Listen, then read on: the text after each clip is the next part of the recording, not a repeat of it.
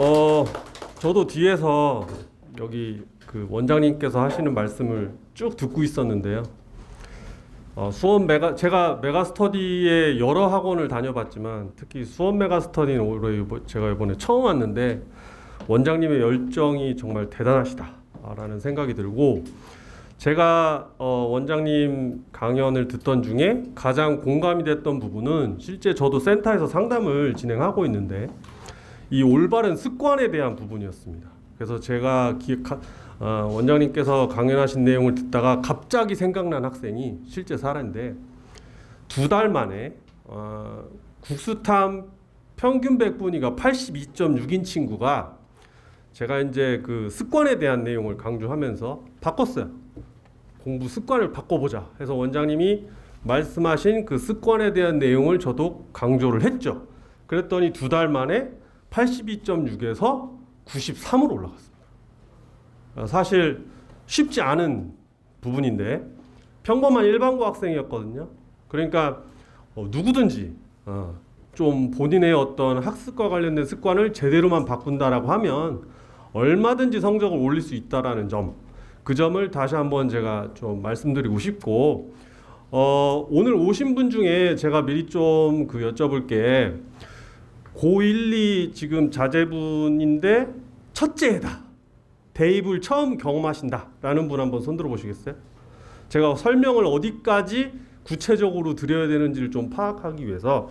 예, 감사합니다. 좀 많으시네요.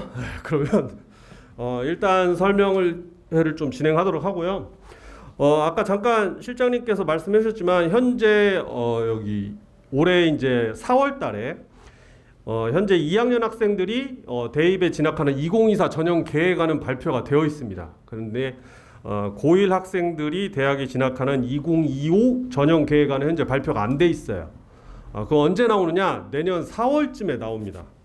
그래서 다만 이제 현재 입시의 흐름을 놓고 보면 고2와 고1은 거의 유사하게 진행될 거라서 2024년도 내용을 토대로 제가 오늘 여러분들께 단순히 그냥 입시에 대한 내용을 말씀드리고 끝나는 게 아니라, 저는 여러분들께서 제 설명을 듣고 단순히 입시에 무슨 평균 등급이니 이런 거를 뭐 외우시기보다는 좀 전략적으로 저 내용을 듣고 보니 현재 우리 애는 어떤 전형을 좀 더 주력으로 삼으면 더 나을 것 같다든지, 그런 나름의 여러분들 자제분들의 현재 상황, 성적이라든지 생기부 내용, 뭐 모의고사 성적 이런 것들을 토대로 좀 작전을 짜셨으면 그런 바람이 있고요. 그런 상태에서 자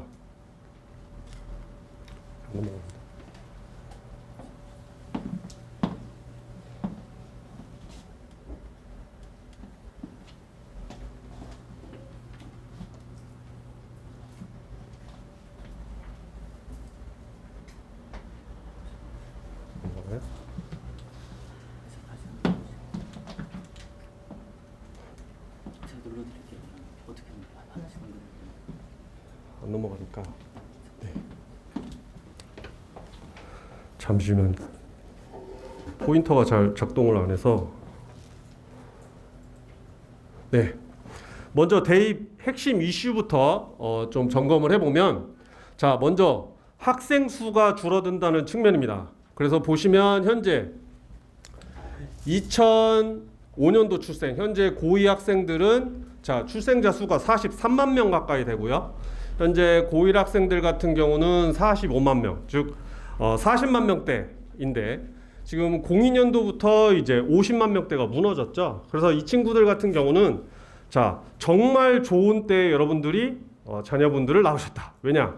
이 친구들이 10년 뒤에 대학을 졸업하고 사회에 이제 진출하게 되는데, 그때 되면 1970년대 그리고 이제 70년하고 71년 이분들이 정년퇴임하시는 시기예요. 근데 이분들이 100만 명입니다. 72년부터 90만 명대로 떨어져요. 그래서 70년과 71년은 출생자 수가 100만 명이어서 이분들이 이제 정계에서 물러나시면 이제 여러분들의 자제분들이 사회에 진출하는 거죠. 그래서 참 좋은 때에 자녀분들을 낳았구나라는 점을 참고하시면 되고,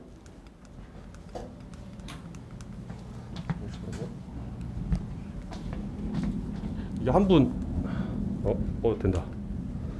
자, 그랬을 때 학생 수 감소로 인해서 자 보시면 자 4년제 대학 정원이 보통 한 34만 명 가까이 되는데 경쟁률 또한 내려갈 것이다. 그래서 대학은 다 갈 수 있어요. 무슨 대학을 가냐가 문제지. 그런 상태에서 경쟁률을 보시면 2022학년도에 1.3대 1이었던 게 지금 고2 학생들이 대학에 진학하는 2024학년도에는 넘어가는데? 넘어가는 거 이제? 네. 네, 넘어갑니다. 그랬을 때 1.16대 1로 낮아지게 됩니다. 그러니까 예를 들어드리면 전자공학과 있거든요. 근데 2020학년도에는 전자공학과가 합격자 이제 80% 컷. 80% 컷이라는 얘기는 100명의 최종 등록자가 있다고 가정했을 때 80등 정도로 들어온 애. 그 애의 성적이 100분위로 따지면 국수탄 평균 100분위로 따지면 한 91 됐어요. 91.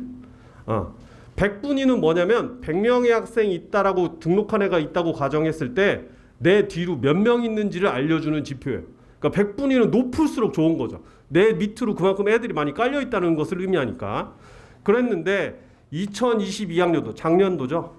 89.5로 내려갑니다. 근데 이게 70% 컷이 그 정도로 또 내려가요. 그러니까 학생 수가 줄면서 예전에는 못 들어갈 성적이 이제 들어가기 시작하는 거예요. 이제 경희대를.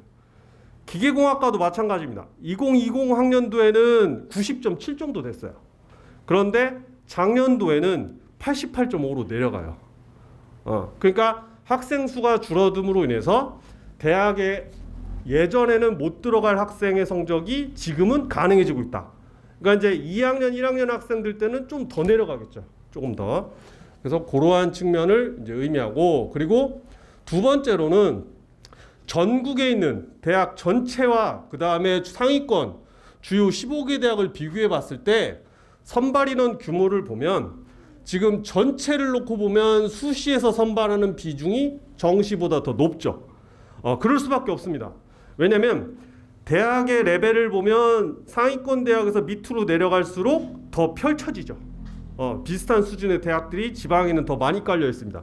꾸준히 모의고사 관리를 하면서 정시 전형까지 염두에 두는 것도 한 가지 방법이 될 수 있습니다. 자, 그랬을 때 상위권 같은 경우 여러분들이 관심이 많으신 학생들도 관심이 많은 종합전형 같은 경우 선발 규모를 놓고 보면 2021학년도에서 2024학년도까지 비교해 봤을 때 전반적으로 계속 줄이고 있죠. 그럼 저 줄어든 인원이 어디로 넘어가고 있느냐? 정시 선발 인원으로 넘어가고 있습니다. 그래서 학종 선발 인원은 계속해서 줄어들고 있구나. 나름 경쟁이 더 치열해질 수 있겠다라는 생각을 하시면 되고, 서울대 같은 경우 이제 보시면 서울대도 지금 일반 전형, 이제 종합 전형인데요. 지금 2021학년도에 서류 블라인드 평가라는 것을 본격적으로 실시했습니다. 그래서 대학에서 얘가 무슨 고등학교 학생인지를 몰라요. 그냥 생기부만 가지고 평가하는 거예요. 그래서 이걸 본격적으로 실시했더니 어떤 결과가 나왔냐면 일반고와 자공고 학생의 합격한 비율은 줄어들었어요. 반대로 자사고를 포함한 이제 특목고 학생들의 합격 비율은 늘어났습니다. 그럴 수밖에 없죠. 고교 정보를 모르는 상태하에서 생기부를 딱 봤더니 아무래도 활동한 어떤 스펙트럼과 또는 내용의 질적인 부분, 그리고 이수한 과목, 단위수 이런 걸 따져봤을 때 예를 들면 스페인어 회화 2 일반고에서는 없어요. 개설되어 있는 강의가 없어요. 대부분 이제 국제고나 외고에 깔려 있거든요. 그럼 그런 게 보통 5, 6단위짜리들이에요. 그럼 이수 단위가 훨씬 더 많아지는 거, 높아지는 거죠. 그래서 서류 블라인드 평가를 통해서 무언가 더 공정한 평가가 진행되었을 걸로 예상을 했지만 실질적으로는 고교 유형별로 합격 비율의 격차는 더 벌어지고 있다. 그러면 여러분들 자제분들이 현재 재학 중인 고등학교는 어떤 유형에 속하는지도 따져보셔야 돼요. 따져보셔야 되고, 특목고 자사고에 재학 중이다 라고 하면 조금 더 종합전형에서 이론상 유리할 수 있는 거죠. 자, 그 다음에 정시를 놓고 보면, 자, 작년부터 문이과 통합수학이 본격적으로 실시가 됐죠. 그랬을 때 뚜껑을 열어놓고 보니, 자, 화법과 작문과 언어의 매체의 최고점 표준 점수. 표준 점수라는 거는 어려운 시험을 그만큼 잘 볼수록 최고점이 높아집니다. 그러니까 이거는 매해 다른 거예요.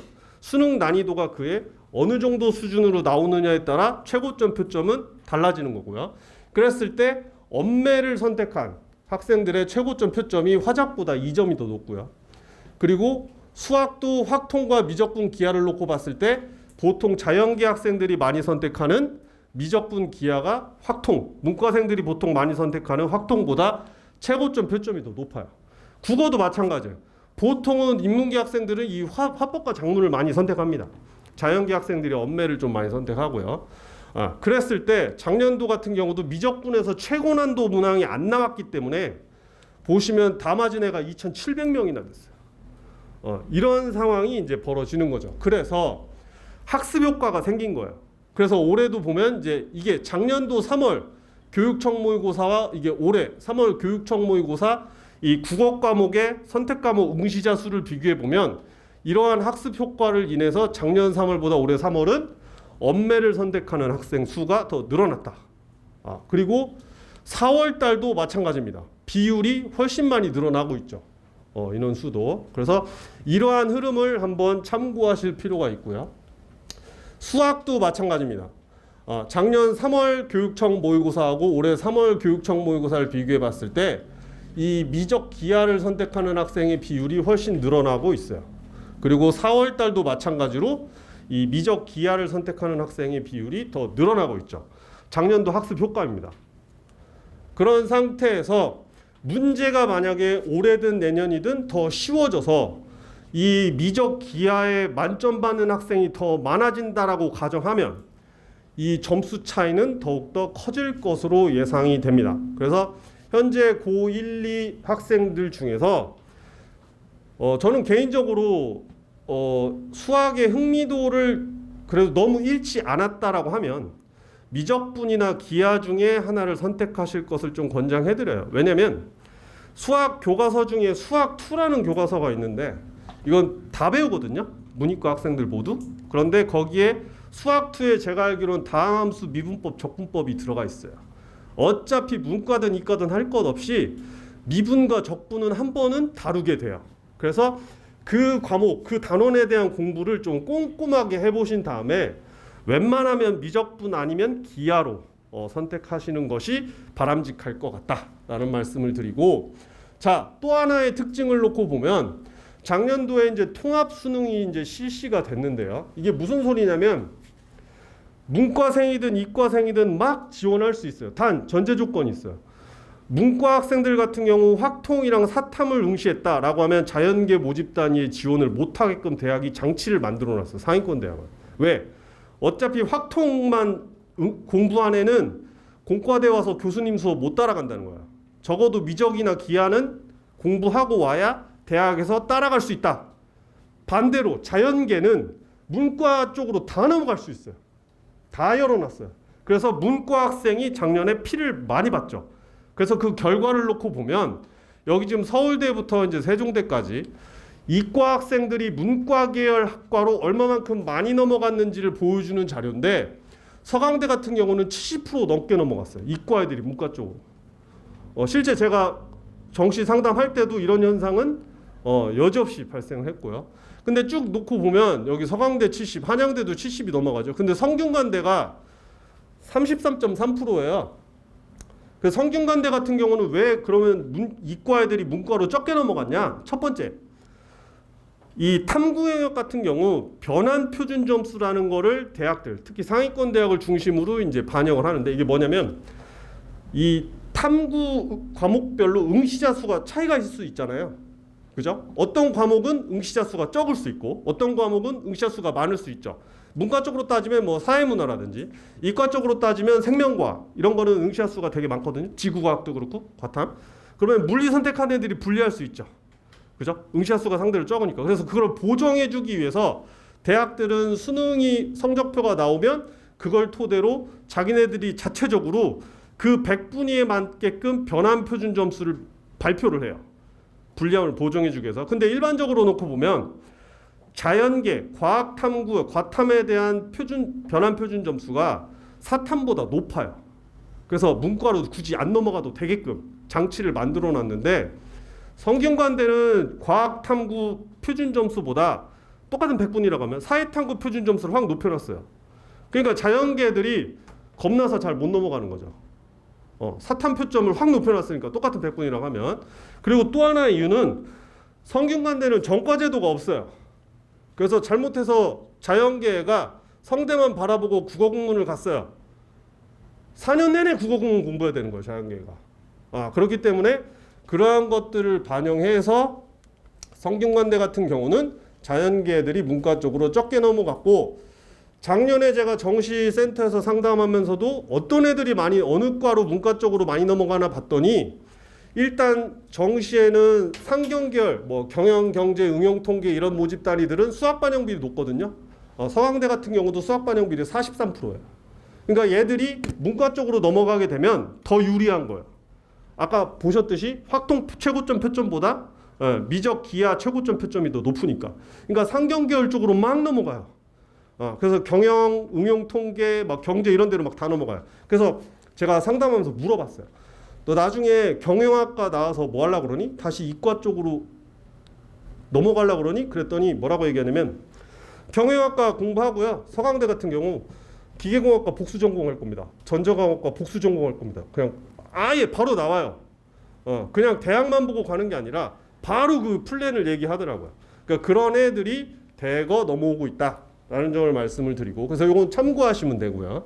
그리고 요 밑에 건대 밑에는 안 넘어가려고 그래요. 왜? 넘어가는 게 큰 의미가 없어요. 그냥 건대 그냥 기계공 가죠 뭐. 건대 뭐 부동산학과 이런 데로 안 넘어갑니다. 그냥 기계공 갑니다. 그냥 이런 식이에요. 그래서 건대부터는 큰 메리트가 없어요. 그래서 건대부터는 이제 넘어가는 비율이 적다라는 점을 말씀드리고, 또 하나의 특징은 자연계 최상위권 모집 단위인 이제 의치 한약수 계열 놓고 보면 지금 수시 선발 인원이 전반적으로 이제 늘어나고 있고 정시는 이제 줄어들고 있다라는 점은 이제 참고하시면 되고, 그리고 다섯 번째로 이제 지역 인재 전형을 확대 신설하고 있습니다. 갈수록. 그래서 대표적인 게 부산대학인데, 부산대는 이제 논술 전형을 이 뭐 의예과라든지 약대 이런 그 자연계 최상위 모집 단위들은 타 지역 학생들이 쓸 수가 없어요. 아예 논술 전형은 부산, 울산, 경남 소재 고등학교를 졸업한 학생이나 졸업 예정자인 학생들만 뽑아요. 그래서 그 지역의 우수한 학생들이 서울 쪽으로 뺏기는 거를 막게끔, 그래서 기회를 더 주는 거예요. 그래서 이런 지역 인재 전형들이 또 이제 규모를 선발 규모를 확대하고 있다라는 점을 말씀드리고, 그래서 이런 전반적인 대입의 특징을 토대로 이제 대학별로 보면 먼저 서울대. 아직까지는 고1, 2니까 꿈과 희망을 갖고 서울대를 도전해 보셔야죠. 그랬을 때 서울대는 바뀌는 게 많습니다. 먼저 정시. 수시에 원래 지역균형 전형이라고 있었어요. 추천받아서 지원할 수 있는 전형인데 종합 전형이 하나였는데, 정시의 지역균형 전형을 이제 올해부터 선발합니다. 핵심은 뭐냐? 수능 100으로 뽑는 게 아니라 교과 성적을 반영한다는 거예요. 그래서 1등급에서 2등급까지는 A를 줘요. 1등급, 2등급까지는. 그래서 사정관 2명이 이제 정성평가를 실시하는 거죠. 단순히 등급만 보는 게 아니라 이수 단위, 뭐 세특, 성취도 여부, 진로 선택 과목 이런 거 다 따져봅니다. 그래서 원점수 평균, 표준 편차 이런 것도 이제 다 따져보기 때문에 그런 식으로 평가해서 2등급까지 받으면 일단은 A 라는 점이고, 그랬을 때 고교별로 2명 추천해 줄 수 있다 라는 거고, 다 뽑는 것도 아닙니다. 일부 모집 단위만 선발합니다. 인문계 광역, 사회과학대학 내에서도 요 3개의 모집 단위, 그리고 의예, 치예, 약학 이런 자연계 최상위 모집 단위에서 또 선발을 한다라는 거고, 정시 일반 전형에서도 교과 성적을 20% 반영합니다. 그럼 수능 100으로 뽑는 전형은 없나요? 없습니다. 서울대는 무조건 교과 내신이 다 들어간다. 그래서 서울대를 희망하시는 경우는 수능만 죽어라 해서는 안 된다. 적어도 2등급 때는 유지할 수 있도록 1, 2등급 때까지는 이제 A니까요. 그 점을 참고하시면 되고, 그리고 자, 서울대에서는 친절하게 핵심 권장 과목과 그냥 권장 과목을 구분해서 써놨어요. 그래서 핵심 권장 과목은 우리 과에 지원하기 위해서는 무조건 이수하시기 바랍니다 라는 거예요. 그래서 예를 들면 수리과학부에 지원하는 친구는 확통, 미적분, 기하를 무조건 다 들어야 돼. 이게 안 들었을 경우는 본인만 불리한 거예요. 왜? 그거들은 딴 애들은 수두룩할 테니까요. 그리고 화학부다 라고 하면 화학2 하고 미적분은 무조건 들어야 돼. 그럼 생명과학부도 마찬가지겠죠. 생명과학2하고 미적분은 무조건 들으셔야 돼요. 그런 걸 들어야 수업을 따라올 수 있다. 공부를 대학에 와서 더 열심히 할 수 있다 라는 점이고, 그리고 서울대는 원래 정시에서 과학 2과목을 무조건 하나는 응시하도록 돼 있었어요. 근데 이거를 폐지했습니다. 그래서 과탐 1과 과탐 2를 듣지 않아도 상관없어요. 이제 지원할 수 있어요. 그런데 2를 들은 학생, 2를 응시한 학생은 기특하잖아요. 3점을 줍니다. 근데 과탐 2를 2개를 다 응시했어요. 더 기특하잖아요. 5점을 줍니다. 근데 실제 제가 정시에 상담을 해보면 과탐 2를 다 듣는 애는 여지껏 본 적이 없어요. 그만큼 2과목을 2개 공부하는 게 학생들 입장에서 쉽지 않아요. 원 제대로 하기도 바빠 죽겠는데. 모의고사도 보통 평소 실력대로 보거든요, 애들. 그냥 봅니다. 그런데 2를 2과목 다 하는 애는 재수생 중에서도 흔치 않아요. 그러니까 대부분 3점 정도 받을 걸로 예상이 되고, 그리고 요 모집 단위들은 물리나 화학 중에 하나는 무조건 수능에서 응시를 하셔야 돼요. 요 모집 단위들은 생명과학과 지구과학으로 했다 그러면 안 돼요. 못 따라간다는 거죠. 우리 학과에서는 물리나 화학이 중요해요 라는 거예요. 그래서 그런 것도 참고하셔서 미리미리 응시 과목을 조금 구분지어서 공부를 하실 필요가 있다라는 점이고, 그러면 한번 따져본 거예요. 저희가 뭐냐, 2를 하는 게 맞냐, 2를 하나 하면 3점 주고 2를 2과목 응시하면 5점 주는데 과연 학생 입장에서 생각했을 때 고민스러울 수 있죠. 3점 때문에 2를 하나 하자, 공부하려니 짜증나네, 두렵기도 하고. 그래서 비교를 한번 해본 거예요. 진짜 2를 하는 게 나은지 아닌지. 그랬을 때 실제 서울대 같은 경우는 이제 수학에 표준 점수에 1.2를 곱하고 환산 점수 계산할 때 과탐에 0.8을 곱하게 되는데, 실제 저희가 분석을 해보니 결론은 이거예요. 2를 굳이 할 필요는 없을 것 같다. 왜? 1+2를 하면 3점을 받게 되는데 국어라든지 수학에서 한두 문제 더 맞히면 커버가 돼요. 그렇기 때문에 2를 웬만큼 과학을 좋아하고 깊이 있게 공부한 친구가 아닌 이상은 차라리 국어 수학 공부를 더 열심히 해서 한두 문제를 더 맞히는 것이 학습에 대한 부담도 더 적고 성적을 더 잘 받을 확률이 높아진다 라는 거고요.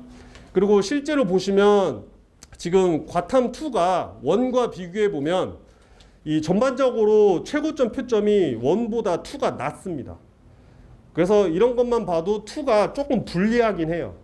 2가 불리해서 그런 측면에서도 일단은 서울대를 염두에 두고 계신 분들은 일단은 1+1으로 일단 가자. 단 애가 과학에 대해서 너무 흥미도가 높고 성적도 잘 나와요. 그런 친구 같은 경우는 뭐 2를 시키는 것은 저는 나쁘지 않다라고 봐요. 그래서 그 점도 참고하시면 될 것 같고, 이번엔 연세대입니다. 연세대는 이런 거 뭐 반영 비율 높아지고 낮아진 거는 뭐 큰 의미가 없고 10 정도 높아지는 건 의미 없고요. 자, 교과 전형 이름이 추천형인데 자 5%까지 추천을 받을 수 있었어요. 그런데 2024학년도부터는 학교별로 최대 10명까지 추천을 받을 수 있는 걸로 바뀌었고요. 그리고 하나 참고하셔야 될 거는 이 학생부 전형 간의 중복 지원이 가능하다고 했지만 사실상 이거는 저는 그렇게 큰 의미가 없다고 보고 요거를 기억하셔야 돼요. 교과 전형인 추천형과 종합 전형의 대표 전형인 활동 우수형은 중복 지원이 중복 불가입니다. 교과를 한 장 쓰든 활동 우수형을 한 장 쓰든 둘 중에 하나만 쓰셔야 돼요. 이거는 지금도 마찬가지예요. 그래서 연세대를 추천형도 쓰고 활동 우수형도 써야지 불가합니다. 그래서 둘 중에 하나만 지원이 가능하다 있다라는 점이고요. 그리고 이거는 뭐 이 삼성전자라든지 뭐 SK 하이닉스 뭐 이런 식으로 이과 학생들이 선호하는 그런 기업체들과 이제 그 전공 계약한 그런 학과들을 이제 일반 전형으로 선발한다는 거고. 자, 고려대입니다. 고려대는 교과 전형이 이제 추천 전형인데요. 자, 학업 우수형과 복수 지원이 가능했어요. 학업 우수형은 종합 전형이거든요.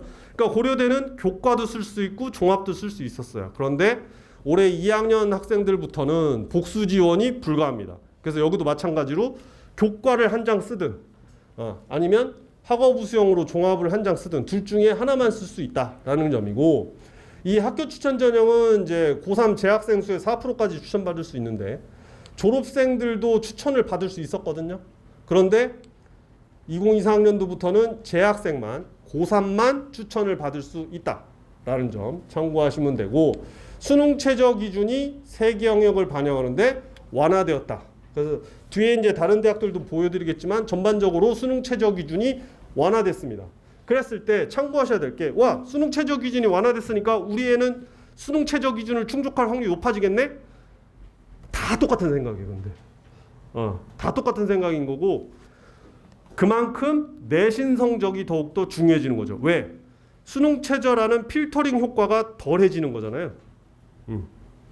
그래서 이 수능 최저 기준을 충족을 못하면 아무리 내신이 좋아도 말짱 꽝이에요. 바로 탈락이에요. 그래서 수능 최저 기준은 전반적으로 완화되고 있다라는 점이고, 이 학업 우수자 전형 같은 경우는 수능 최저 기준을 3개가 아닌 4개 영역을 반영한다. 그래서 4개 영역을 다 공부하셔야 된다는 점. 그 점은 참고하시면 되고, 그리고 수능 최저 기준을 적용하지 않는 이 계열 적합형이라는 종합 전형이 또 하나 있는데요. 이것도 뭐 면접 비중이 좀 강화됐다는 거고, 자, 고려대 의과대학 같은 경우는 MMI 면접을 도입했다는 거. 이 MMI 면접은 뭐냐면 다중 미니 면접이라는 건데 이런 거예요. 한 3개에서 한 10개 사이에 되는 방을 애들이 이제 각자 들어갑니다. 면접 볼 때. 그 도장 깨기식으로 교수님들 다 만나는 거예요. 1대1로. 그래서 여러 가지 질문을 막 상황을 던져줍니다. 교수님이. 그래서 이러한 면접을 통해서 이 친구가 얼마만큼 비판적으로 사고할 수 있느냐, 상황을 정확히 판단해가지고 분석할 수 있느냐, 이 친구는 윤리적으로 좀 어느 정도 그래도 좀 괜찮은 친구냐, 또 의사소통 능력이 있냐 없냐 이런 것들을 이제 평가하는 면접을 도입한다라는 거예요. 근데 이런 것들은 참고하셔야 될 게, 평소에 나름 무언가 그래도 조금 어느 정도 준비를 해놓지 않으면 막판 돼서 갑자기 하려고 하면 잘 안 돼요. 실제 제가 얘기해주면 좀 겁먹는 애들도 많아요. 해본 적이 없으니까 그런 거를. 그래서 그러한 측면, 그래서 이것도 한번 참고하시면 될 것 같고, 그리고 고려대도 정시에 교과 우수 전형이라는 것을 신설을 했습니다. 그래서 내신이 들어가요. 내신이. 그러면 고려대도 서울대처럼 이거밖에 없나요, 정시에? 아니에요. 수능 100으로 뽑는 전형이 있어요. 한 1000명 좀 넘게 뽑는데 이거를 별도로 신설한 거예요. 근데 이 전형은 교과 내신 성적을 반영한다. 라는 점 참고하시면 되고, 이제 서강대입니다. 서강대도 추천 인원 제한을 늘렸죠. 추천 인원을 10명에서 20명으로 늘렸고, 수능 최저 기준을 마찬가지로 완화했고요. 그리고 반영하는 교과를 국수영사과 전과목을 반영했는데 아예 전교과를 반영합니다. 그래서 제2외국어라든지 뭐 기술과정 이런 것까지 다 들어가는 거예요. 그래서 주요 과목만 열심히 한 친구보다도 골고루 잘하는 친구들이 더 유리해지는 그런 상황인 거고, 그리고 보시면 자, 논술 전형 최저 기준도 완화했죠. 전반적으로 다 완화합니다. 주요 대학은. 그리고 정시에 계열에 따른 선택 과목 이거를 폐지했어요. 아까 제가 초반에 말씀드렸다시피 자연계 학생들은 확통을 응시한 학생들은 지원이 불가했는데 서강대는 이제 그거를 폐지했습니다. 그래서 확통을 응시한 친구도 자연계에 지원할 수 있도록 했는데, 여기서 주의하셔야 될 거는 이게 잘못하면 늪에 빠질 수도 있어요. 그래서 확통을 응시한 친구들 중에 수학을 거의 다 맞거나 하나 정도 틀리지 않은 이상은 웬만하면 후순위로 지원을 고려해 보시는 게 바람직하다. 왜냐하면 미적 기하를 선택한 응시한 친구들이 그만큼 표점이 더 높게 나오니까. 그래서 요거는 잘못하면 늪에 빠질 수도 있다라는 점이고, 서울대 같은 경우 아까 말씀드렸지만 과탐 2를 무조건 수능에 응시하지 않아도 됐는데 서강대 같은 경우는 이상한 걸 하나 만들어놨어요. 과탐 2를 응시했을 경우 과목당 0.5점씩 변표에 가산점을 줍니다. 근데 실질적으로 지금 과학 2를 하는 애들은 대부분 서울대 때문에 하는 거거든요. 지금 메가의 재수학원 뭐 대성도 마찬가지겠지만 2 하는 애들은 다 서울대 때문에 하는 애들인데 서울대에서 그런 식으로 1+1을 해도 무방하게끔 만들어 놨을 때 애들이 과연 서강대를 바라보고 과탐 2를 공부를 하겠냐는 거야. 그래서 사실상 이거는 그렇게 큰 의미는 없을 걸로 보여지고요. 그리고 성균관대는 요 모집 단위들을 이제 과학인재 전형을 통해서 별도로 이렇게 이제 전형을 신설했고요. 마찬가지로 성균관대도 수능 최저 기준을 완화시켰습니다. 그리고 논술 전형 같은 경우도 의예과 수능 최저가 원래 4개합 5였거든요. 굉장히 높았죠. 근데 3개합 4로 탐구는 각각 과탐 2과목 평균이 아니라 따로따로 각각 반영할 수 있게끔 해놨는데 3합 4로 됐다는 얘기는 그만큼 애들이 더 우수수 지원을 하겠죠. 저거는 내가 충족할 수 있지. 수능 최저 기준이 저렇게 헐거워졌기 때문에 경쟁률이 매우 높아지지 않을까. 왜냐면 탑5 의대에 들어가는 대학이어서. 그리고 성균관대 같은 경우도 수학은 확통, 미적분, 기하 다 열어놨습니다. 다 열어놨고요. 자, 보시면 성균관대 같은 경우는 자연계는 확통시자는 지원을 못하게 해놨었는데 이거를 열어뒀다는 거예요. 근데 제가 판단했을 때 사실상 큰 의미가 없다라는 거예요. 표점에서 차이가 나니까. 그래서 요것도 그냥 참고하시면 될 것 같고요. 그리고 한양대 같은 경우도 뭐 크게 한양대 같은 건 요거를 알고 계시면 좋아요. 과탐 2를 하면 가산점 3%를 줬는데 이거 폐지했습니다. 원래 과탐 2 하면 3% 가산점 줬는데 한양대도 폐지했어요. 그러면 이제 과탐 2 가산점 주는 주요 대학은 서강대밖에 없는 거예요. 그럼 애들이 하겠냐는 거예요. 서강대 때문에. 안 하죠. 자, 그리고 중앙대 같은 경우는 이상한 거를 또 만들어 놨어요. 뭐냐면 영어를 2등급을 받아도 1등급을 줘버려요.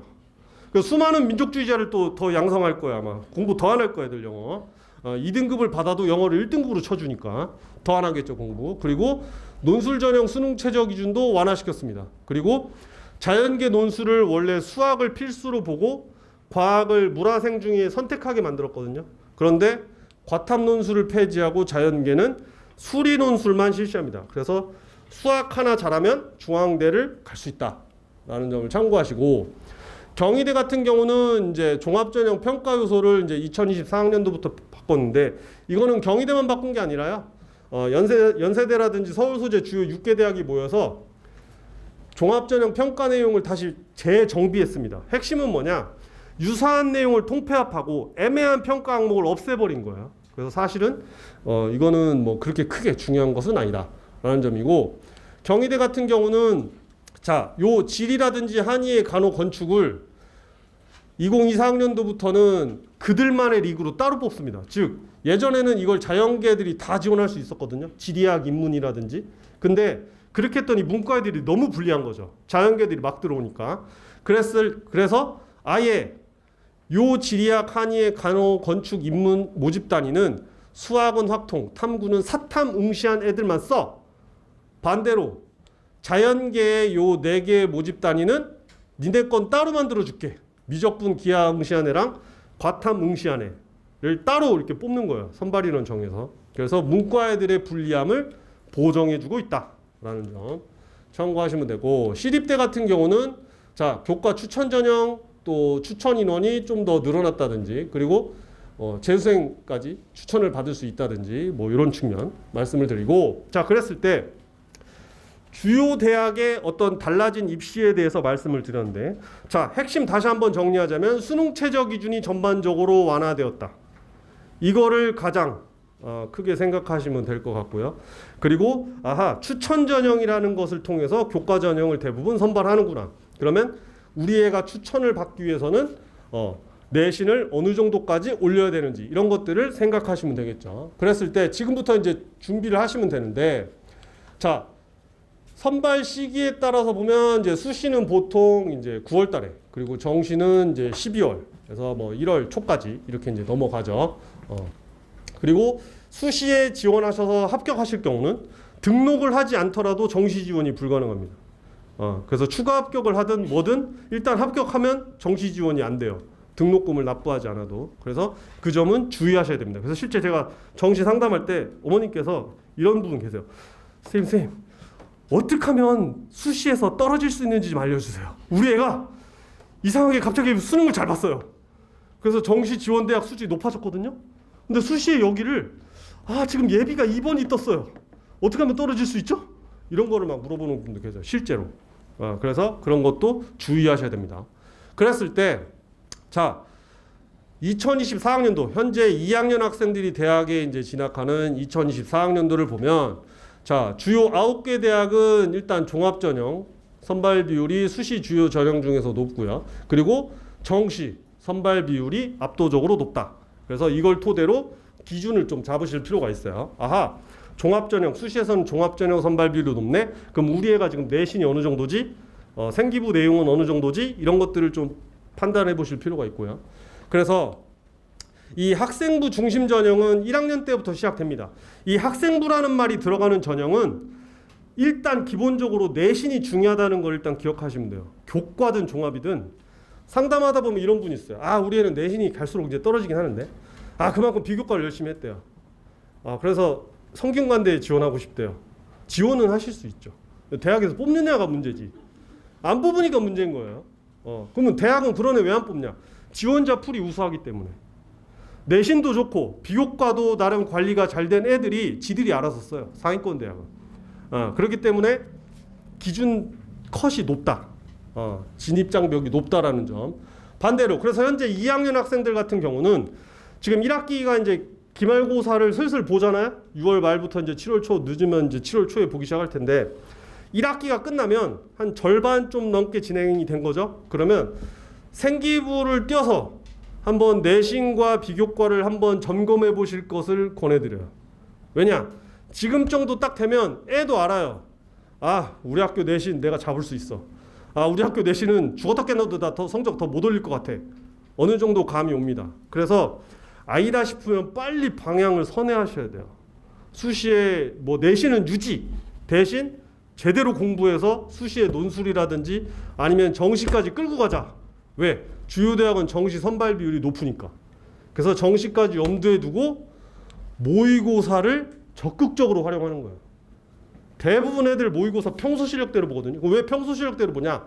할 게 너무 많아요. 실제 상담을 해보면 모의고사까지 준비할 시간이 없어요. 근데 출제 범위는 계속 늘어나죠. 어차피 국어 영어는 시험 범위가 수학이랑 탐구에 비해서는 의미가 없지만 수학이랑 탐구는 좀 의미가 있잖아요. 출제 범위가.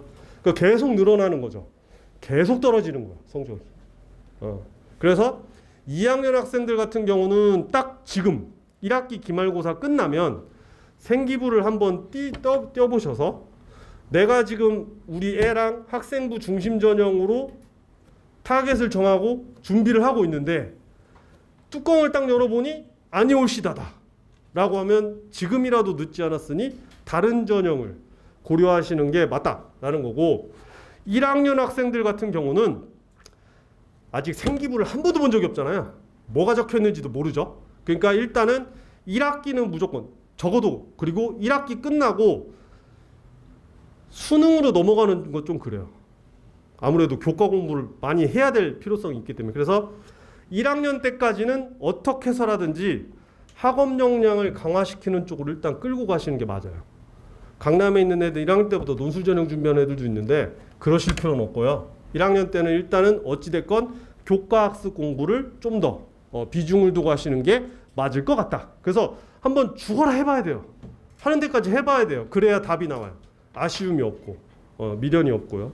그래서 그런 점을 좀 말씀드리고 교과 전형 같은 경우는 선발 규모가 가장 큽니다. 왜? 전국적으로 놓고 봤을 때 보통 교과 전형은 14만 명가량 뽑거든요. 지방에 있는 대학들은 아까도 말씀드렸지만 주요 대학과 달리 수시에서 많이 뽑고 싶어 한다고 했잖아요. 근데 입학처 규모가 서울 소재 대학에 비해서는 작죠. 그러니까 교과 전형을 많이 뽑는 거예요. 왜? 교과 전형은 사람이 평가하는 게 아니라 엑셀 프로그램이 평가하는 거예요. 그냥 돌리는 거예요. 내신. 우리 대학 버전으로. 그래서 합격 예측 가능성이 다른 종합 전형과 논술 전형에 비해서 가장 높다.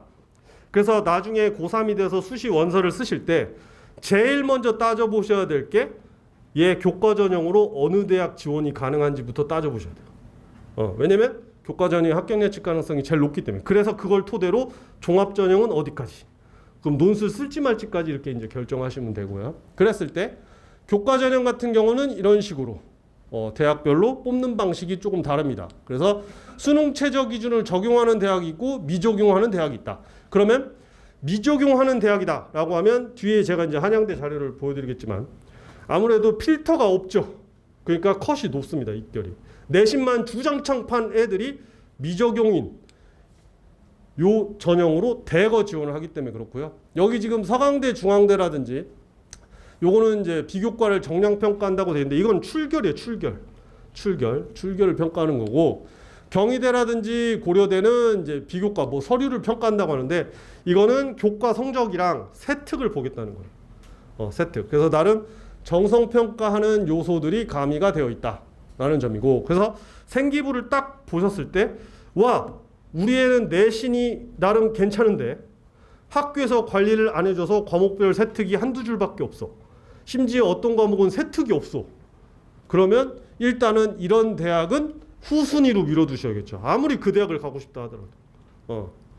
그리고 수능 최저 미적용인 대학 중에서 마찬가지로 건대, 동대도 서류를 반영한다 라는 점이고, 이렇게 면접을 실시하는 대학들도 있습니다. 그래서 대학마다 선발 방식이 다르기 때문에 우리 애가 어느 측면에서 강점이 더 많은지도 한번 따져보실 필요가 있어요. 대학만 보시면 안 되고. 그리고 자, 추천 인원 제한 이런 식으로 뭐 재적 인원에 몇 프로 되어 있고 이렇게 제한이 없는 대학도 있고, 그래서 보면 이게 작년도부터 서울 소재 주요 대학이 본격적으로 이제 교과 전형의 추천 전형을 신설했거든요. 그래서 제가 상담을 수시하면서 쭉 물어봤어요. 얘들이 보통 몇 개 대학 정도 추천을 받을 수 있는지. 그랬더니 평균을 내봤더니 저렇게 추천 인원 제한이 있는 대학은 보통 2장에서 3장 정도 받아요. 그리고 추천이 없는 대학은 오케이, 다 써준다. 이렇게 돼요. 그래서 아하, 그런 추천을 받을 수 있는 장수. 그리고 요거는 살짝 다른 얘기인데 어머님이 학교 이모님 분들이 계세요. 그래서 걔 내신으로는 그 대학을 추천받을 수 없는 성적인데 추천을 받아갖고 오는 애들이 있어요. 물어보죠. 너 이거 어떻게 받았어? 그랬더니 엄마가 학교에 무슨 뭐 활동을 하신대요. 임원이시래요. 그런 경우도 있어요. 그래서 그런 측면. 그래서 여기도 임원 활동을 하시는 분들은 좀 더 유리할 수 있다라는 점 참고하시고, 그래서 요거는 좀 전에 제가 말씀드린 바와 같이 그거고, 그리고 자, 반영 교과를 보면 아까 서강대는 이제 전교과 반영하는 걸로 바뀌었다고 말씀드렸는데 이런 식으로 대학별로 보통은 인문계는 국수영사를 반영하고 자연계는 국수영과를 반영하는 대학들이 이렇게 있고요. 동국대 같은 경우는 잘 본 거 상위 10개 과목을 뽑는 거예요. 그 중에서. 그리고 세종대 같이 특이하게 인문계인데 국수영사과를 반영하는 대학들도 있습니다. 그래서 대학별로 반영하는 교과에 따라서 내 내신의 유불리가 조금씩 달라질 수 있다라는 점을 참고하시고, 자, 진로 선택 과목인데요. 이건 이제 생기부를 보시게 되면 나중에 보시면 이제 2학년 때부터 등급이 기재되지 않는 과목들이 있어요. 생기부에 A, B, C 중에 하나가 들어가는 과목들이 있거든요. 그거를 얘기하는 거예요. 그랬을 때 이렇게 전 과목을 다 반영하거나 일부 경희대 같이 그 중에서 잘 본 거 등급이 우수한 거 상위 3개 과목을 반영하는 대학들도 있다. 그래서 이런 식으로 대학은 자체적으로 나름의 평가 기준을 통해서 다양한 학생들을 이제 선발하고 있다라는 점이고, 그리고 교과 전형에서 수능 최저 기준도 반영을 합니다. 그래서 보통 몇 개 영역, 희망하는 대학은 교과 전형에서 수능 최저 기준을 어느 정도 적용하는지를 따져보실 필요가 있어요. 그래서 이렇게 교대는 대부분 뭐 이렇게 3개 반영하는 대학도 있지만 뭐 4개 반영하는 대학들도 있고요. 이렇게 미적용하는 대학은 특히 주의하실 필요가 있다. 이런 거 참고하시면 되고, 자연계입니다. 마찬가지로 이제 보통 인문계보다 등급 하나씩이 좀 더 낮죠. 이런 게 이제 일반적인 패턴이고, 그랬을 때 아까 말씀드린 바와 같이 서울 소재 주요 대학 같은 경우는 보통은 1등급 때 내신 성적을 요구를 하고 있습니다. 그래서 수능 최저 기준이 미적용인 한양대 같은 경우는 필터가 없기 때문에 1등급 초반대에서 보통 형성이 되고요. 그리고 빵꾸가 나거나 이럴 경우 추합이 막 돌고 지원한 학생들의 내신 성적대가 덜 촘촘한 경우는 이렇게 1점대 후반까지 빠지는 경우도 있습니다. 그런데 이거는 예측할 수가 없어요. 그러니까 예를 들면 필터가 없으니까 철학과가 1.8이었잖아요. 그럼 그 다음 연도에도 1.8이냐? 안 그렇다는 거야. 여기로 다 몰리는 거예요. 1.8이니까. 다 몰려서 컷이 또 그 다음 엔드는 확 올라가는 경향을 보이기도 합니다. 그리고 수능 최저 기준을 적용하는 중앙대 같은 경우는 상대적으로 미적용하는 대학보다는 컷이 아무래도 필터 효과가 있으니까 좀 낮아지는 경향이 있습니다. 그래서 이런 것도 참고하시고, 그래서 교과 전형을 지원하시는 경우는 이왕이면 수능 공부를 하셔서 수능 최저 기준이 적용되는 대학을 우선 지원 고려하실 것을 권장을 해드립니다. 그래야 지원하고서도 덜 불안하실 거예요. 그리고 요거는 자연계입니다. 그래서 보시면 다 1점대 초반이죠. 자연계. 근데 중대 같은 경우는 이제 1점대 중반으로 이렇게 이제 평균이 형성되는 것을 볼 수 있습니다. 자, 종합 전형인데요. 학생들도 그렇고 학부모님들도 그렇고 관심이 제일 많은 전형이죠. 그랬을 때 상위권 대학에서 선발 규모가 제일 크다라는 점을 먼저 특징으로 잡으시면 될 것 같고, 주요 9개 대학은 이제 거의 35% 이상 선발을 하고 있고요. 그리고 이런 식으로 종합 전형 같은 경우도 선발하는 방식이 다 다릅니다. 그래서 수능 최저 기준을 적용하는, 그래서 이대랑 홍대 같은 경우는 면접이 없는 대신에 수능 최저 기준을 적용을 하고요. 그리고 수능 최저 기준을 적용하면서 요 스카이 대학 같은 경우는 면접까지 봅니다. 그래서 수능 공부도 열심히 해야 되지만 면접에 대한 준비도 나중에 나름 열심히 해야 되는 거고요. 이 스카이 대학 면접은 참고로 말씀드리면 생기부를 기반으로 해서 물어보기도 하는데 대학에서 자체적으로 면접 문제를 만듭니다.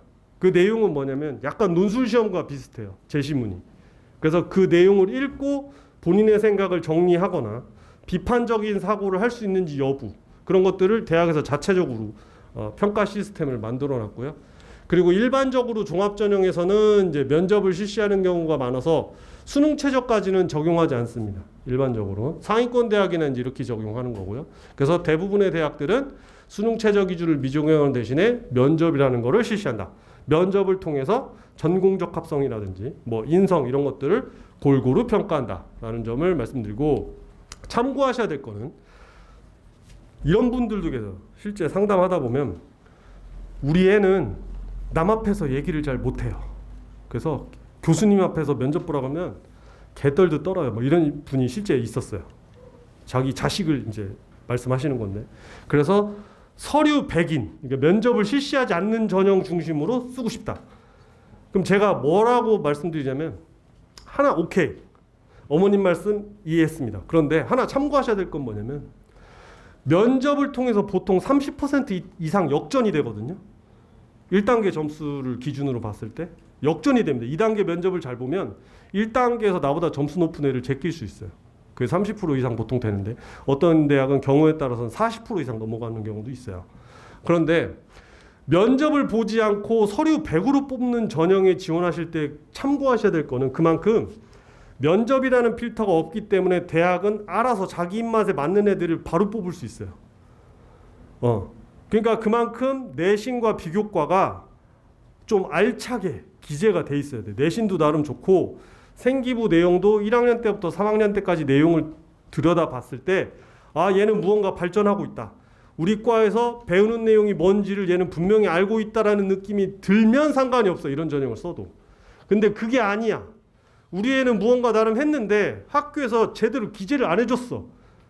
특징이 안 보여. 장점이. 그러면 이 서류 100인 전형은 일단 후순위로 보류하시는 게 맞아요. 그래서 면접을 통해서 어필하고 싶은 부분, 우리의 강점을 차라리 면접 연습을 시키는 한이 있더라도 차라리 면접 전형을 준비하시는 게 더 나은 선택일 수 있다라는 거고. 자, 종합 전형 같은 경우는 이제 상위권 대학에서 많이 이제 선발을 하는데 학생부를 통해서 고교생활 전반을 평가한다라는 점이고, 자, 이거 제가 순서를 좀 바꿨어요. 뒷페이지 보시면 아마 그게 나올 텐데, 자, 2학년 학생 때부터는 생기부의 평가 항목이 달라집니다. 이걸 앞으로 뺀 이유는 그만큼 지금 1, 2학년 학생들은 이 비교과 활동 계획이라든지 방향성을 염두에 두었을 때 이걸 먼저 참고하고 비교과 활동 계획을 세우시는 게 나을 것 같아서 제가 일단 먼저 앞으로 빼놓은 거고요. 그랬을 때 지금 2학년 학생들부터는 자율동아리는 반영이 안 됩니다. 그리고 개인 봉사, 어차피 봉사활동은 점수준 항목도 아니었지만 이것도 대입에 반영되지 않고요. 진로 희망 분야도 반영이 되지 않고요. 자, 수상 반영되지 않습니다. 그리고 독서 활동도 반영되지 않습니다. 자, 그러면 뭐 가지고 뽑냐? 그죠? 자, 일단은 정규 동아리 하고 세트 이 두 가지를 가지고 일단은 여러분들 자제분들이 강점을 만드실 필요가 있어요. 이 두 가지를 가지고 어차피 자율활동하고 진로활동은 생기부를 제가 보면 다 거기서 거기에요. 일반고 애들은 특별한 게 없어요. 그래서 일단 정규 동아리하고 세특을 토대로 만드실 필요가 있다. 그래서 이전 선배들 때와 달라진 거는 이전 선배들 때는 다 해야 됐어요. 상도 타야 되고 이왕이면 등급도 금상 대상 받아야 되고 할 게 많았는데 2학년 학생 때부터는 할 거 필요한 것만 하면 돼요. 그러면 선배들 때 안 해도 되는 활동 그 시간을 어디다가 투자하면 돼요? 내신. 내신에 더 투자하시면 되기 때문에 시간 관리만 제대로 된다고 하면 무언가 유의미한 결과물들을 더 빨리 뽑아낼 수 있다라는 점이고 그랬을 때 일단은 제일 중요한 거 먼저 선봉에서 해야 될 거는 교과학습입니다. 그래서 요 두 가지 교과 성적을 무조건 잘 받을 수 있도록 하셔야 돼요. 그리고 희망 전공과 관련된 교과는 필수적입니다. 왜? 어차피 상위권 대학을 기준으로 놓고 보면 아무리 비교과 활동이 우수하다 하더라도 잘 교과 내신이 뒷받침이 안 되면 안 뽑으려고 그래요. 왜? 그 비교과 활동을 못 믿겠다는 거예요. 그렇게 교과서를 통해서 얻을 수 없는 정보를 동아리라든지 독서라든지 다양한 활동들을 통해서 얻어서 이 학과에서 이런 걸 배우는구나. 나 이 학과에 가서 이런 거 공부해보고 싶다라는 결심을 했다고 하면 그러면 그게 뭘로 이어져야 되냐면 내신 성적 향상으로 이어져야 되는 거예요. 그래서 내가 지금 고등학교 때 이 교과목 공부를 열심히 해야 되는 거구나. 이렇게 돼야 되거든요. 이어져야 돼. 교과와 비교과가 따로 놀면 안 돼요. 절대. 안 믿어요. 대학은. 그렇게 열심히 비교과하는 활동 결과가 이거냐는 거예요. 그래서 1차적으로 상위권 대학을 종합전형으로 지원하실 경우는 이 교과 성적 관리에 특별히 신경 쓰셔야 되고 좀 전에 보여드린 바와 같이 대입에 미제공되는 생기부 항목들이 늘어났기 때문에 이전 선배들 때에 비해서 2학년, 1학년 학생들은 내신 성적 관리를 내신 준비할 수 있는 시간적인 여유가 그만큼 더 많이 생겼어요. 그래서 더 가능하다라는 점을 말씀을 드리고 그리고 수업 시간에 집중하고 안 하죠. 다 자빠져 자잖아요. 그죠? 이거는 그래서 제가 얘기 안 할 거예요. 자, 그랬을 때 종합전형을 간단히 말씀드리면 이런 거예요. 성적 추이도 더 이제 중요해졌어요. 학업 역량이라든지 발전 가능성을 더 명확하게 평가할 수 있는 항목인데 자, 보시면 요 파란색 1등급 초반대를 이렇게 유지하고 있는 요 사람 같지 않은 애는 요 애랑 1학년 때하고 3학년 때 비교했을 때 계속 성적이 올라가는 애들 있죠. 대학에서 좋아합니다. 이런 애들은 종합전형 써도 전혀 문제될 거 없어요. 특히 요런 애는 교과전형 중심으로 써도 크게 문제될 거 없겠죠. 이런 애는 종합전형에서 좋은 평가 받을 수 있습니다. 근데 보통은 요 B타입이 많죠. 얘는 공부 잘하는 애인가요? 못하는 애인가요? 이거. 그분이 들어오면 성적 올라가고 그분 빠져나가면 성적 떨어지는 애들.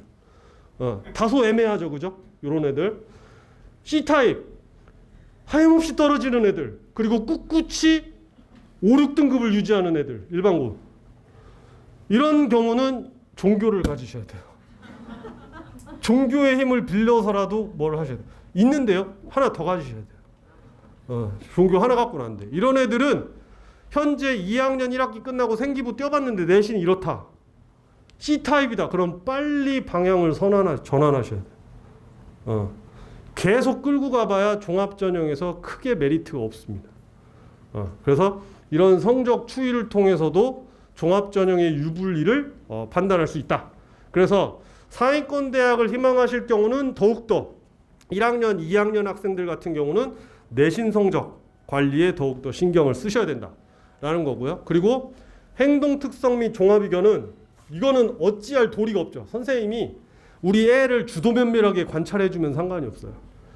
그래서 구체적으로 이 학생의 어떤 학업에 발전하는 모습이라든지 뭐 진로와 관련해서 어떠한 노력을 했는지 이런 것들을 선생님께서 종합의견란에 아주 임팩트 있게 잘 써주시면 상관이 없는데 그렇지 못한 경우도 되게 많죠. 그래서 여기서의 핵심은 요거예요. 장점.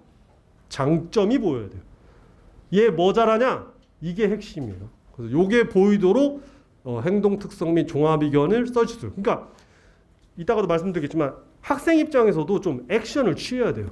가만히 학교에서 존재감 없이 먼지처럼 와서 먼지처럼 사라지는 그런 애보다는 액션을 취해야 돼요. 자꾸 선생님한테 써줄 거리를 자꾸 소스를 만드셔야 돼요.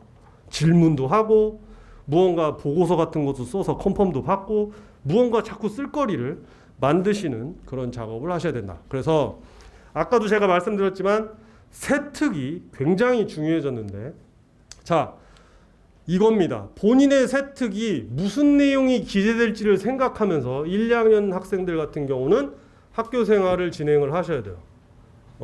이걸 보면 저도 전국에 있는 학생들을 저희 센터에서 다 상담을 하는데 이걸 보면 이 학교가 괜찮은 학교인지 안 괜찮은 학교인지가 파악이 돼요.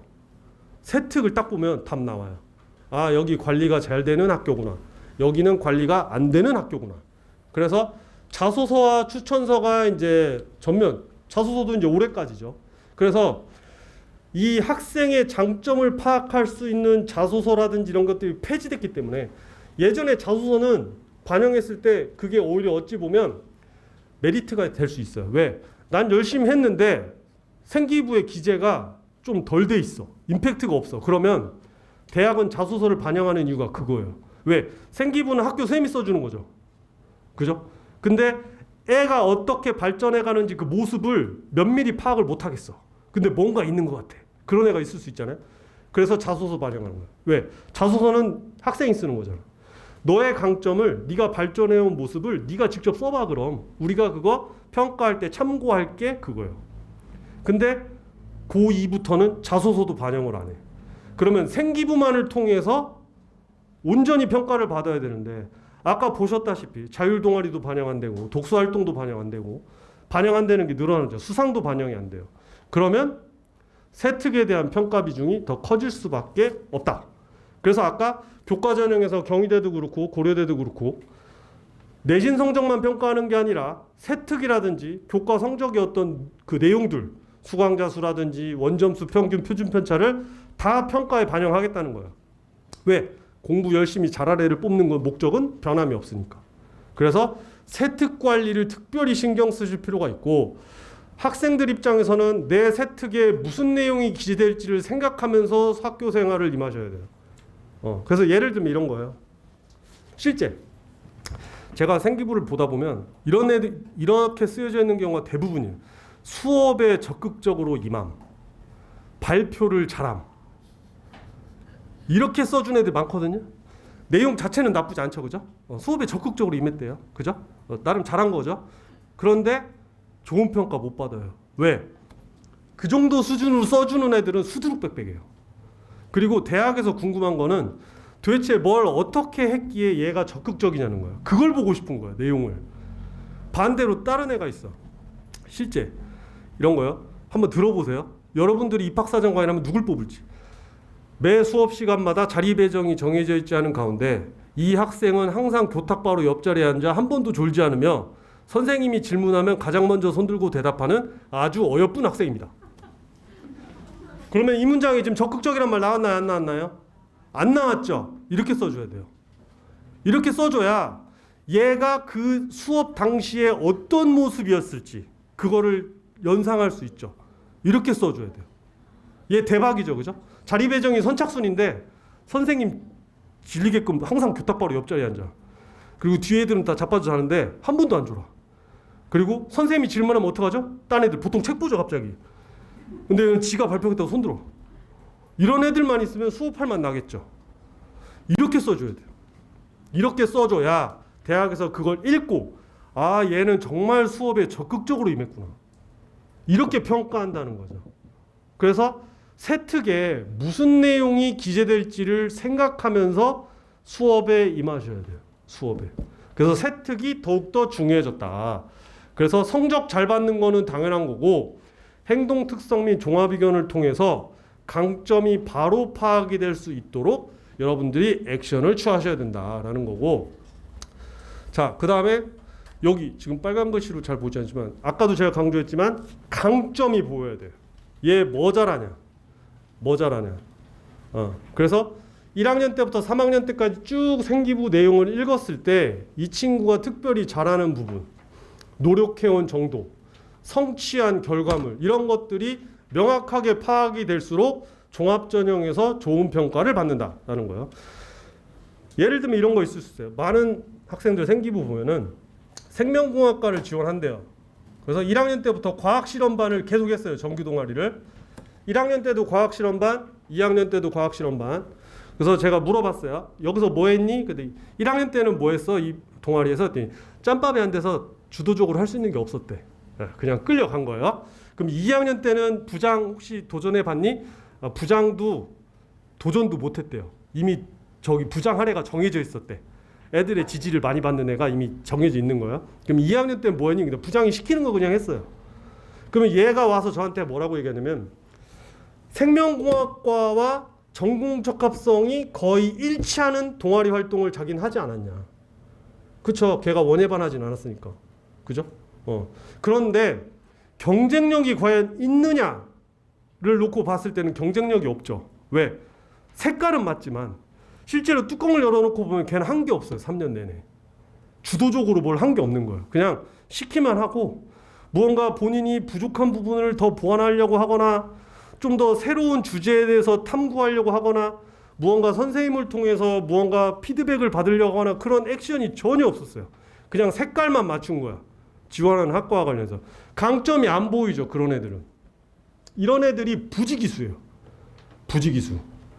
그래서 지금 1, 2학년 학생들 같은 경우는 정규 동아리를 일단은 무언가 희망하는 학과와 관련해서 활동을 진행 중이라고 하면 일단 구색은 맞춰놨다. 여기에 안주하시면 안 되고 그 안에서 우리 애에게만 해당되는 내용이 무엇인지를 꼭 찾으셔야 돼요. 그리고 그걸 토대로 2학년, 3학년 때 계속 더 깊이 있게 파고 들어가거나 확장성 있게 다른 활동을 진행하는 쪽으로 그렇게 활동을 유도하셔야 돼요. 그런 액션이 이제 필요합니다.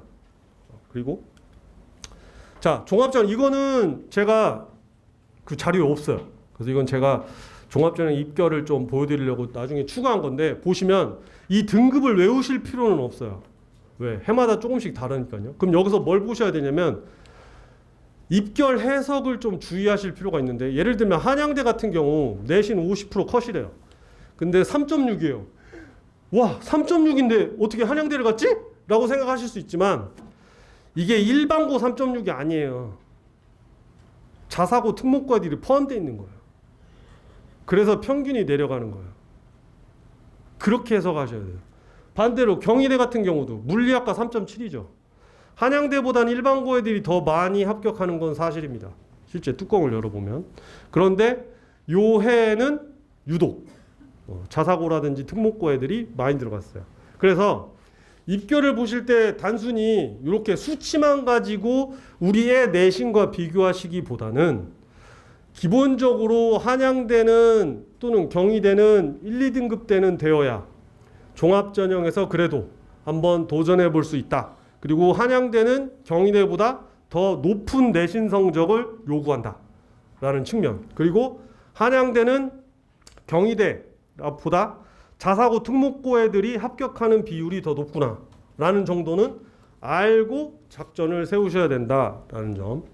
자, 그리고 논술이고요. 이거는 학생부 교과라든지 학생부 종합을 통해서 상위권 대학의 지원이 불가능한 경우 수시에서 이제 마지막 보루로 논술 전형에 지원하는 경우가 있는데 지금 이제 논술 전형 같은 경우도 이제 성균관대 같은 경우는 이제 논술 100으로 뽑고 뭐 중대는 뭐 이렇게 교과랑 출결을 반영하기도 하고 경희대도 이제 논술 100으로 뽑고 이런 식으로 대학마다 조금씩 평가 방식이 다릅니다. 그랬을 때 자, 요거는 여러분들 자료집에 제가 수정하셔야 될 부분이 있어요. 그래서 요걸 말씀드리면 이거 내용을 좀 바꿨습니다. 그래서 제가 여기 오자가 있어가지고 성균관대가 아마 학생부 반영하는 데 들어가 있을 거예요. 근데 성균관대는 논술 100으로 뽑습니다. 그래서 요거 바로 잡고요. 그래서 요 건대, 경희대, 성대, 이대는 2024학년도에는 논술 100으로 뽑고 내신이 반영되지 않는다라는 점을 참고하시면 되고요. 그리고 이렇게 논술 수능 최저 적용하는 대학 중에 학생부가 들어가는 전형은 이렇습니다. 대학은 이렇고요. 그리고 수능 최저 기준을 미적용하는 이 대학들도 있습니다. 그래서 연세대 같은 경우는 수능 전에 보통 논술고사를 실시하는데 논술 100으로 이제 선발을 하고요. 자, 보시면 논술 전형은 보통 1, 2등급 대학생들은 학생부 교과 종합으로 일반적으로 대부분 다 이제 합격을 하기 때문에 보통 3, 4등급 대학생들이 지원 또는 합격을 많이 하는 게 일반적입니다. 그래서 여러분들 자제분들의 내신, 그러니까 2학년이 딱 끝났는데 2학년 2학기 딱 되면 이제 3학년 1학기까지 이제 한 학기 남은 거잖아요. 수시 원서 쓸 때. 그랬을 때 내신을 한번 토탈 내신을 한번 따져보시고 3, 4등급 대다. 아, 근데 애가 수능 공부는 나름 그래도 꾸준히 해왔다. 그러면 수시에 논술 전형을 노려보시는 것도 한 가지 방법이 될 수 있습니다. 그래서 주변에 논술 전형으로 합격한 애를 못 봤다고 말씀하시는 분들이 많은데 사실 제 입장에서 놓고 보면 꼭 그렇지도 않아요. 이거는 제대로만 공부를 하면 논술 전형의 합격 가능성은 그만큼 높아진다라는 점 말씀을 드리고요. 그다음에 이제 정시 수능 일반 전형인데요. 아까도 말씀드렸지만 서울대가 이제 교과 내신을 반영한다는 측면, 그리고 보통은 이제 수능 100으로 선발을 합니다. 그리고 인문계 같은 경우는 이제 국어, 수학, 가중치가 일반적으로 높고요. 그리고 자연계 같은 경우는 이제 수학이랑 과탐에 대한 가중치가 높습니다. 그래서 모의고사 정시까지 염두에 두고 계신 학생들 같은 경우는 평소에 모의고사를 보실 때 수학이라든지 탐구에 대해서 어느 정도 공부가 학습이 이루어졌는지를 먼저 따져보시고 정시에 지원했을 때 유불리를 그런 것들을 통해서 좀 더 비교해 보실 필요가 있고요.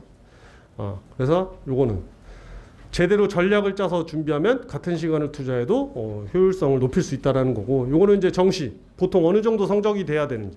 그러니까 지금 건대는 지금 상위 3개 모집 단위를 보시면 이제 90이 다 넘잖아요. 이 모집 단위들은 다 정시 다군에서 뽑는 겁니다. 그래서 다군은 그럼 왜 높냐?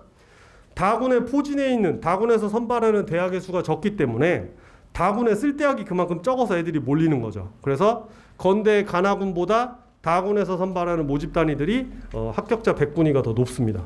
그래서 보통 이렇게 높아지고, 그리고 중앙대라든지 한양대가 보통 저 정도의 100분위를 요구하는구나 라는 점을 참고하시면 되겠습니다.